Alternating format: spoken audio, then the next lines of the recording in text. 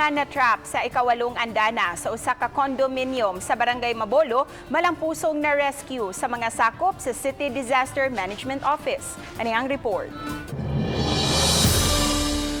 Kini ang rescue operation nga gihimo sa SRS sa CCDRRMO sa iring nga na-trap sa ikawalong andana sa usa ka condominium. Una nakadawat og tawag ang DVMF may tungod sa kahimtang sa iring nga dili na makanaog gikan sa nimutangan ini. Hinungdan nga nangayo sila og assistance sa CCDRRMO nga wala magpanukuusab sa pagtubag sa alarma. Inantigo og manampingon ang mataglihok sa mga rescuers. Gigamitan nila kini og sikpaw o net aron mabaling ang iring og hingpit nga naluwas. Giklaro ni Ramil Ayuman, ang pangulo sa CCDRRMO, nga dunay harness ang rescuer sa pagsiguro nga luwas usab sa gihimo nilang operasyon. Kaduhanan ni nato nga rescue sa iring yapon. No? Manawag man na sa office no. Any kind of rescue matao or mahayop ato ginag mo responde kita na.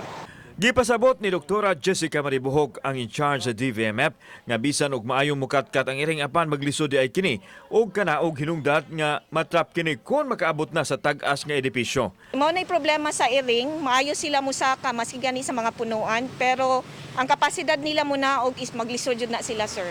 Kasamtangang gialimahan sa DVMF ang iring og gikatakdang kapnon. Unang lang nasayran nga plano di ay sa ubang mga tenant sa kondo nga ihagbong na lang ang iring apan matud pas mga opisyal nga dako kining sayop.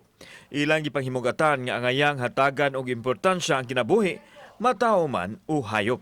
Tawag sa tong command center, pwede tawag sa 166 na matay mga numbers there and the group can assist no. Nagpasalamat sa jud mi na rescue sad.